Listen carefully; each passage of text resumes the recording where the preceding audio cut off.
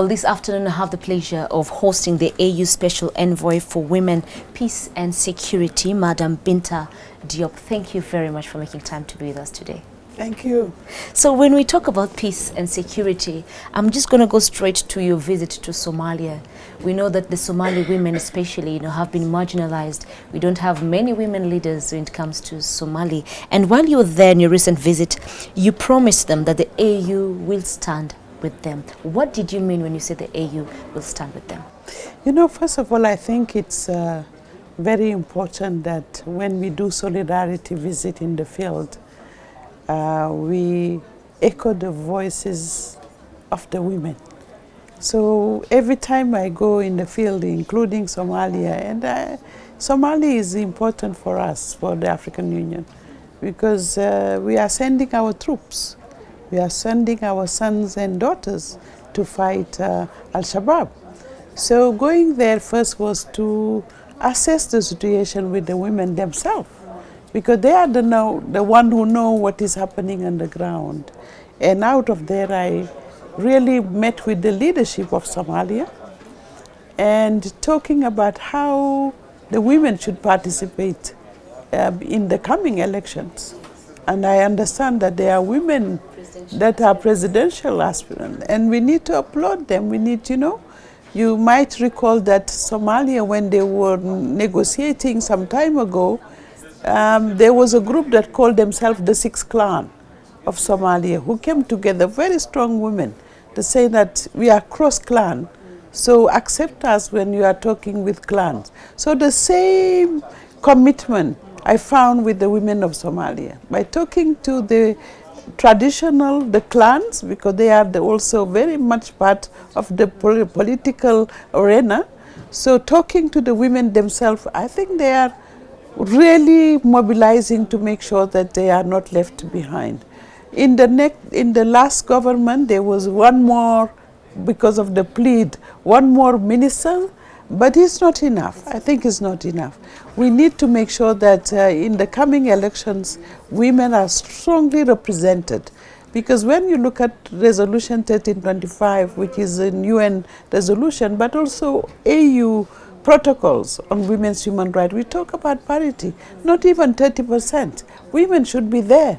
Like in Rwanda, you look at the parliament, it's the first in the world, more than 60%. So this is something that we need really to promote. And post-conflict reconstruction, if just the Somali people want to reconstruct Somali, they cannot do it with the men or with the clan alone, especially the political, that are looking into the power but not anything else. So we need the women who will really, in the community level, because there are many solutions. They're putting in place community watch project that are looking into, on who is Al-Shabaab among us, because it's, at the end of the day, it's a community who can really fight Al-Shabaab. We can bring the protection, of course, by sending our military, but the most important is the work done underground by the community themselves. Sexual harassment against women has been one of the leading problems that we've been having, especially in Africa. And sexual violence, yet we do not have laws. And those countries that have these laws still do not implement them. What is your office doing to ensure that these laws are protected and the women are protected against sexual harassment? We just launched a report on women, peace and security in Africa, the first report to do this assessment, to see which country have more laws, which country have sent troops with more female. And in the case of Somalia, the country number one is Ethiopia, where they have less than 3%. But could you imagine there are less than 3% of women in all the troops that we are sending? But it's a starting. We are pushing by showing the figures. We are pushing for member states to make sure that they also deploy women. When you go to somewhere like Central African Republic, the women will tell you we are more confident with the women than with the men that are coming. So send more troops, more police to protect the civilian. So the gender-based violence is there, and we need law. But beyond law, we need also centers, because the issues of impunity is what make the women suffer most. Because your right become violated. At the end of the day, you are traumatized. You don't know where to go to report. You go to the police. You find the men that are interrogating you and pushing it back that you are the cause of what happened to you. So I think what we need to, one of the example is the one-stop center in Rwanda, for example, the Isange project that we all wanted to visit and see how it is functioning. My office keep documenting on it and say we need to make sure that, you know, we share those experiences and which might have a multiplied effect. So law are important, but also protection of women in terms of their physical, but also their mental. You know, post-conflict reconstruction requires a lot of investment on the women's body, but also on the women's mind. So I think some countries have good experience. So instead of just naming and shaming, we also say, let's share experience so some countries can learn from each other. We just encourage, for example, Central African Republic to learn from the Rwanda case after the post-genocide as well. You've rightly mentioned Rwanda, of course, and you've mentioned that it is very, do you think though, if it's very easy for them to actually come and try and see what Rwanda is doing and actually implement it back home?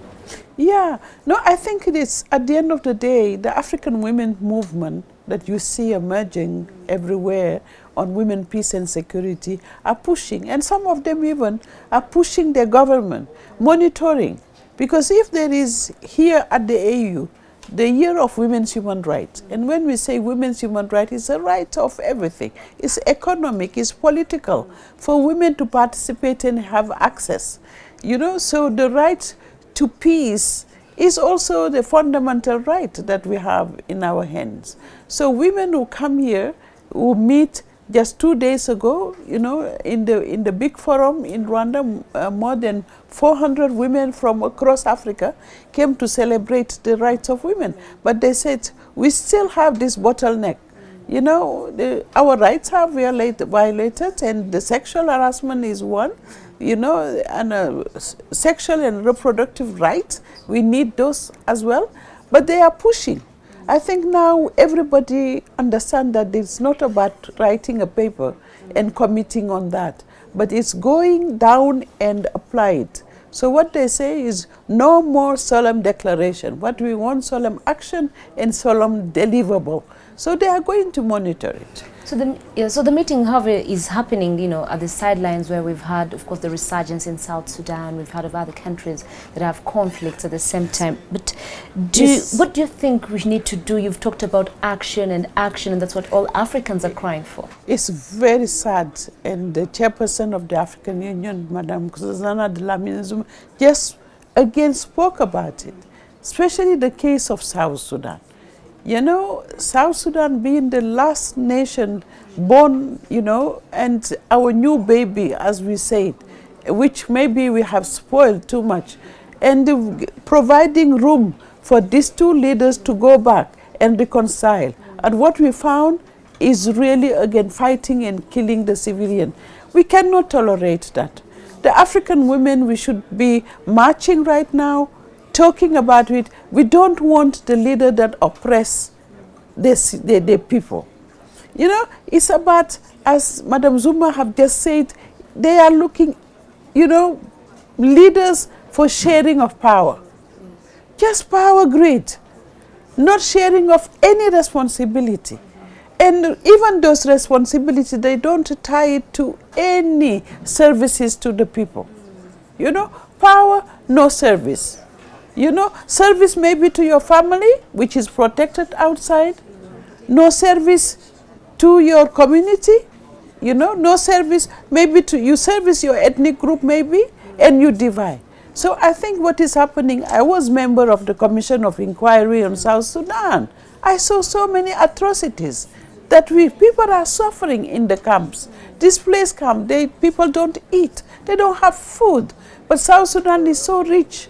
I mean, there is water, there is land, there is everything. We can even feed the whole Africa.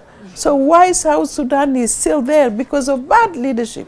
We need to denounce it. We need to cry and support the women of South Sudan. Agenda 2063 pushes for regional, integration, but like, as you've rightly put it, we still have people who are greed with power, who do not want to share all these, the riches. Probably a country is better in agriculture. But do you think this can easily be capped and Africa can be united as one continent? It has to. We don't have any choice. We have to unite. And I think regional integration, the continent integration, is the response to many of it. If you take the country, I was visiting Goma yesterday, and looking into Burundi, Rwanda, DRC, or Uganda. This is a region which have so much ties. So if the women integrate, and you see across the border, they go from one place to another. And now launching here the one passport will help the people to move from freedom to move from one place to another, and be doing their trade, doing whatever. So regional integration is a key, because the same ethnic group, the same people, the same population are same family across the borders.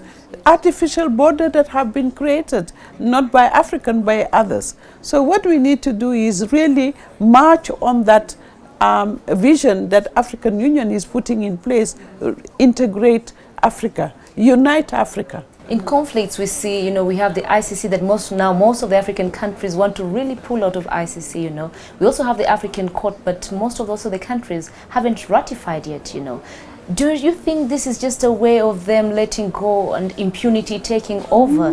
Where will the Africans go and say, we need this person charged, he did these atrocities to us? The African women, especially the people of Africa, want justice. No doubt that we cannot let people go with impunity.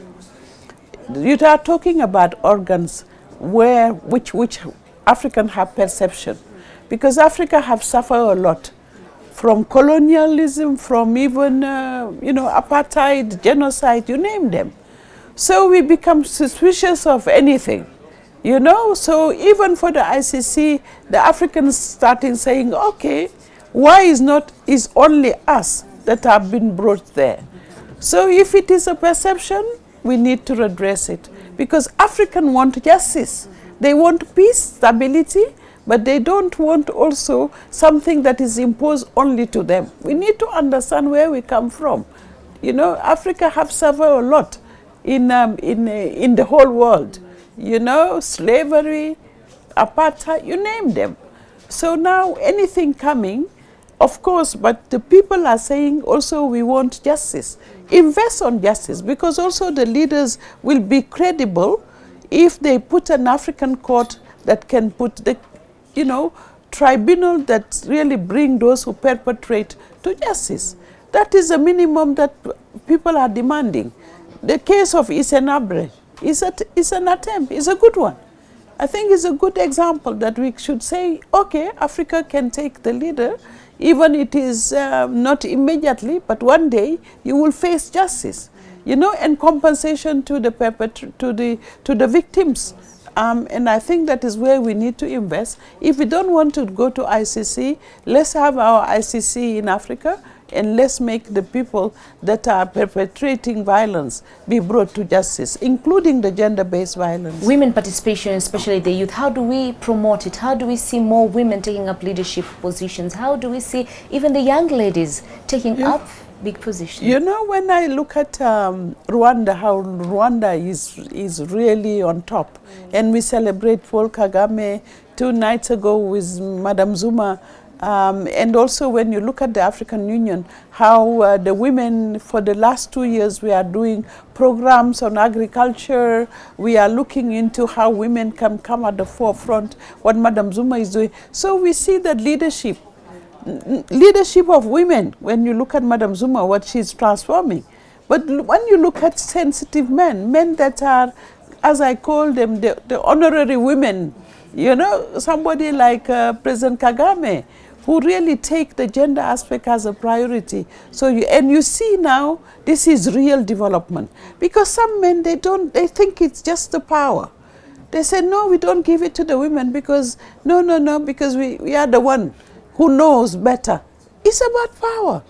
But those who look into development to say, we want to transform, really, the economy, you know, because who are the one in the field?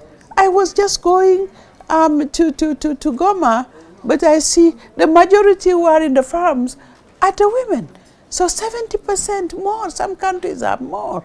So if you don't empower them, if you don't give them the land for them to have access, if you don't give them you know, even the new technology, so they don't go from one market to another, the access. So access to finance, to the market, those are the key that we need to promote. And Rwanda, again, is doing well. My country, Senegal, in terms of participation, is doing great because we have more than 40% of women in our parliament in terms of participation. So women, and they're transforming the parliament. They're putting law against gender-based violence.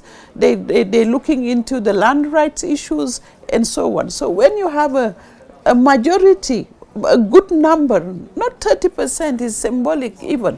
For me, it has to be more than, you know, 30%. When you have that critical mass, you will realize that they transform the economy and the developmental agenda. So it's a smart thing to do. It's the right thing to do. And I think that some leader understood that women's human right is about development. It's about Agenda 2063. So power to the women? Power to the women. Otherwise, women can come, will come and take it. You know, that is Agenda 2063. Well, thank you very much for making time to be with us. Thank you very much for watching us. And of course, I was speaking to the AU Special Envoy for Women, Peace and Security, Madam Bineta Diop, who says power to the women. Keep it RTV for more from us.